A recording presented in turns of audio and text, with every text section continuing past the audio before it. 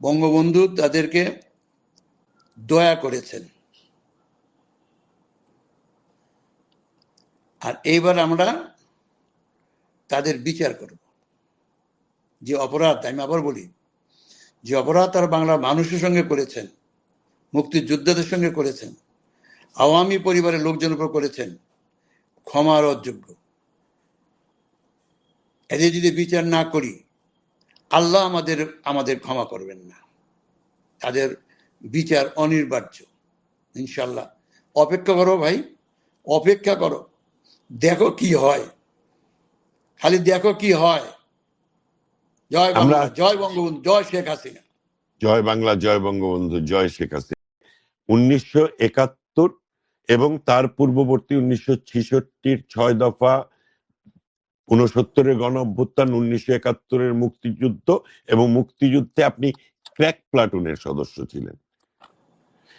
এবং তারপরে বাংলাদেশের রাজনীতিতে যতগুলো বাঁক ঘটেছে, যতবার বাংলাদেশকে হত্যা করার চেষ্টা করা হয়েছে, বাংলাদেশ আওয়ামী লীগকে হত্যা করার চেষ্টা করা হয়েছে, আওয়ামী লীগ রাজপথ দখল করে, আওয়ামী লীগ সশস্ত্র যুদ্ধ করে বাংলাদেশ আওয়ামী লীগকে প্রতিষ্ঠা করেছে। আজকে আপনি এই 2024-এর পরে গত 1.5 বছরে যে বাংলাদেশ, সেই বাংলাদেশে আপনি কেমন অনুভব করছেন? আপনার অনুভূতিটা কি মায়া ভাই? ধন্যবাদ। আবার 71-কে আমি প্রথমে জাতির জন্য বঙ্গবন্ধু শেখ মুজিবুর রহমান, তার পরিবার, 15ই আগস্টে যারা শাহাদাত বরণ করেছেন, 1971 বীর মুক্তিযোদ্ধা যারা শহীদ হয়েছেন দেশ মাতৃকাকে মুক্ত করার জন্য, 30 লক্ষ শহীদ, 2 লক্ষ মা বোন ইজ্জতের বিনিময়ে স্বাধীনতা যারা এনেছেন, তাদের প্রতি শ্রদ্ধা জানিয়ে আমি সংক্ষেপে কিছু কথা বলব। আমি প্রথমেই আবার 71-এর মাধ্যমে বাংলার মানুষকে বলতে চাই, জাতির জন্য বঙ্গবন্ধুর বাংলাদেশ এখন ভালো নেই। জননেত্রী শেখ হাসিনার নেতৃত্বে দীর্ঘ 15 বছর 7 মাস বাংলাদেশটাকে বঙ্গবন্ধুর সোনার বাংলা করার জন্য জননেত্রী শেখ হাসিনা, মাননীয় প্রধানমন্ত্রী আক্লান পরিশ্রম করেছেন, জীবন দিয়ে চেষ্টা করেছে বঙ্গবন্ধুর স্বপ্নকে তিনি বাস্তবায়িত করার জন্য। উনি সোনার বাংলার করার কাছাকাছি চলে এসেছিলেন। সেই বাংলাদেশটাকে আজকে খুনি, সুদখোর, দখলদার, রক্ত পিপাসু বাংলাদেশের ধিকৃত মানুষ একজন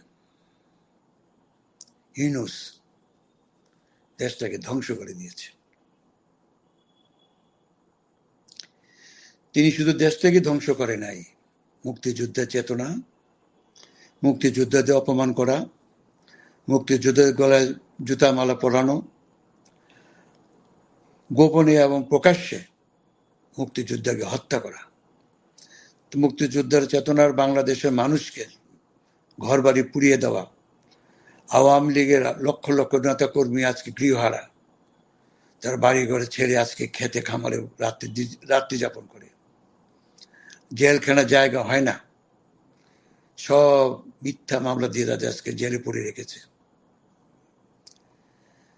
তারা জানে না বাংলাদেশ বঙ্গবন্ধুর দেশ, মুক্তিযোদ্ধাদের দেশ।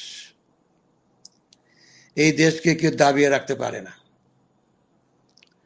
আপনারা যত চেষ্টাই করেন না কেন, আপনারা আগুন নিয়ে খেলছেন। আমি বলো আগুন না, আগ্নেয়গিরি নিয়ে খেলছেন। একটু অপেক্ষা করেন, একটু অপেক্ষা করেন। মুক্তিযোদ্ধারা এখন মরে নাই। অস্ত্র জমা দিয়েছি, ট্রেনিং জমা দেই নাই।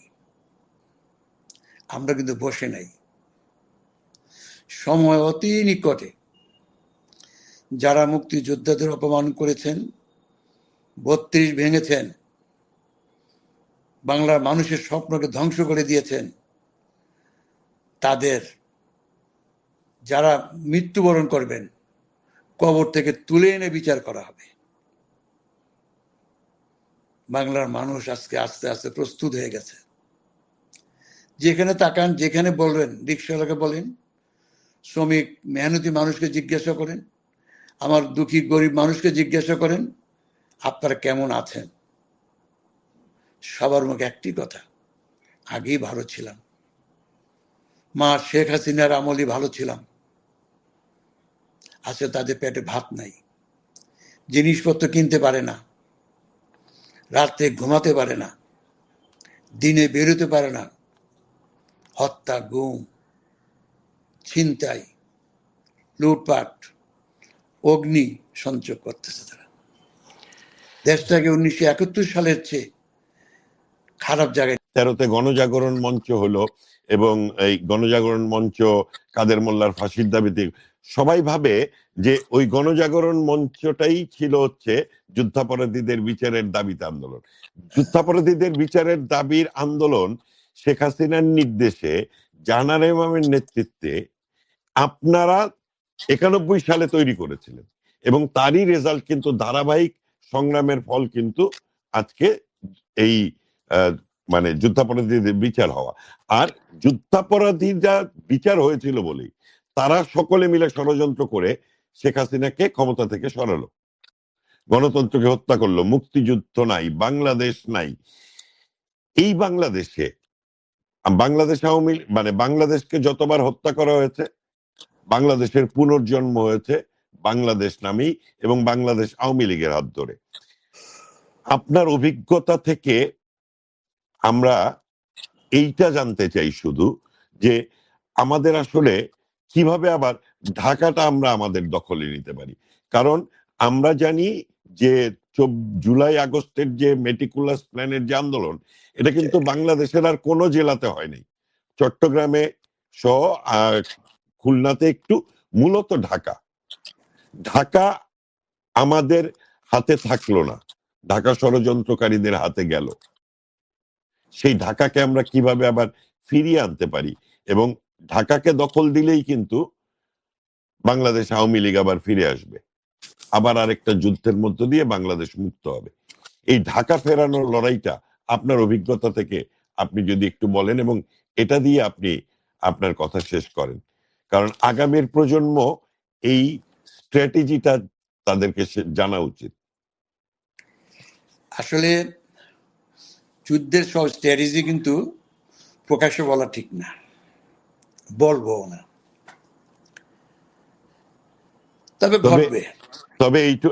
তবে এইটুকু বলতে পারি যে আজকে যে আওয়াজ হচ্ছে, আজকে যে আগুন হচ্ছে, মুক্তিযুদ্ধের সময় ক্র্যাক প্লাটুনের গেরিলারা যা করেছিল, আজকে কিন্তু বাংলাদেশের মাটিতে ছাত্রলীগের ছেলেরা, যুবলীগের ছেলেরা সেই গেরিলা কায়দায় কিন্তু তারা যুদ্ধ শুরু করে দিয়েছে। তাহলে কি আমরা ধরে নিব যে এটাও আরেকটা গেরিলা যুদ্ধ, আরেকটা মুক্তিযুদ্ধ? দেখেন, একটা যুদ্ধের কতগুলি দিক থাকে, একটার উপর নির্ভর করা কিন্তু ঠিক না। জনতার লড়াই, স্বৈরাচার বিরোধী দমন করার জন্য যা টেকনিক করার দরকার সেগুলি, পাশাপাশি আপনার কৌশলগত আপনার দিক নির্ণয় করতে হবে। শত্রুকে ঘায়েল করার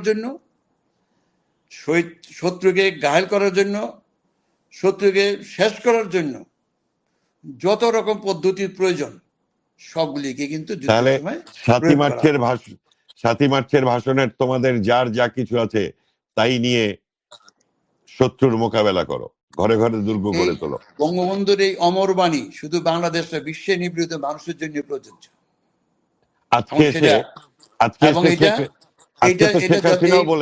এই উক্তি যতদিন থাকবে, নিপীড়িত মানুষের জয় ততদিন। যতবার চেষ্টা করা হয়েছে আওয়ামী লীগকে ধ্বংস করার, ততবার ঘুরে দাঁড়িয়েছে এবং অদ্ভুত রকম ভাবে মুক্তিযুদ্ধে জয়ী হওয়া আর 24-এ পরাজিত হওয়ার পরে আপনার ভূমিকা একই জায়গাতে। সেই জায়গাতে দাঁড়িয়ে আমরা আওয়ামী লীগকে সংগঠিত করে রাজনীতিতে ফিরে আসব, বাংলাদেশকে আমরা যুদ্ধাপরাধীদের হাত থেকে, পাকিস্তানিদের হাত থেকে মুক্ত করব এবং একটি ধর্মনিরপেক্ষ অসাম্প্রদায়িক গণতান্ত্রিক বাংলাদেশ আমরা গড়ে তুলব। সেই লড়াইতে আপনি ৭১-এ যেমন তরুণ গেরিলা যোদ্ধা ছিলেন, আগামীর তরুণ গেরিলা যোদ্ধারা প্রস্তুত আছে।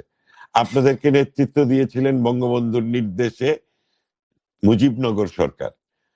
আজকে শেখ হাসিনা সরাসরি নেতৃত্ব দিচ্ছেন এবং যার যা কিছু আছে ৭ই মার্চের সেই ভাষণ শেখ হাসিনাও ইতিমধ্যেই ডাক দিয়েছেন।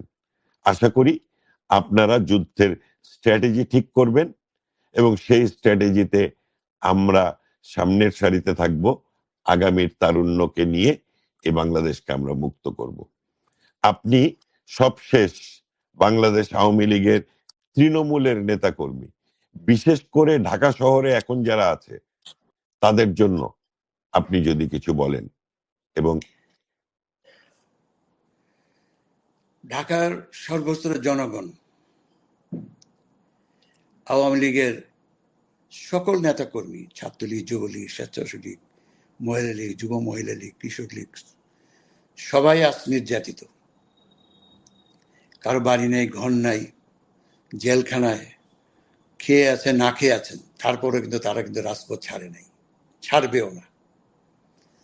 জননেত্রীর নির্দেশ শেষ রক্তবিন্দু দিয়ে হলো এই স্বৈরাচার ইউনূসকে বিদায় না করা পর্যন্ত আমাদের সংগ্রাম চলবেই।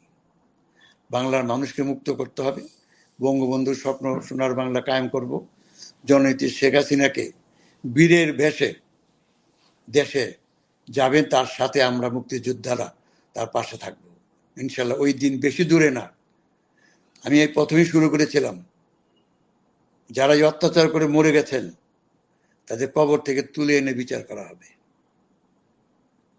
কেউ ক্ষমার বলে এমন অপরাধ করেছে ক্ষমার যোগ্য না। অপরাধীদের শাস্তি হবেই, শাস্তি দিতে হবে, আমি দেব ইনশাল্লাহ। ৭১-এ মুক্তিযুদ্ধের পরে যে ভুল আমরা করেছিলাম, পরাজিত শক্তিকে সম্পূর্ণ নিধন করা হয়নি। আগামীর বাংলাদেশটাকে যদি আমরা ফিরে পাই তাহলে পরাজিত শত্রুকে চিরতরে নির্মূল করেই আমরা বাংলাদেশটাকে পুনর্জন্ম দিব, এটি আমি আশা করি। বঙ্গবন্ধু তাদেরকে দয়া করেছেন, আর এইবার আমরা তাদের বিচার করব। যে অপরাধ, আমি আবার বলি, যে অপরাধ তারা বাংলার মানুষের সঙ্গে করেছেন, মুক্তিযোদ্ধাদের সঙ্গে করেছেন, আওয়ামী পরিবারের লোকজনের উপর করেছেন, ক্ষমার অযোগ্য। এদের যদি বিচার না করি আল্লাহ আমাদের ক্ষমা করবেন না। তাদের বিচার অনিবার্য ইনশাল্লাহ। অপেক্ষা করো ভাই, অপেক্ষা করো, দেখো কি হয়, খালি দেখো কি হয়। জয় বাংলা, জয় বঙ্গবন্ধু, জয় শেখ হাসিনা। জয় বাংলা, জয় বঙ্গবন্ধু, জয় শেখ হাসিনা। আমরা এই যুদ্ধে আপনার সঙ্গে ৯০-এর আন্দোলন থেকে ছিলাম।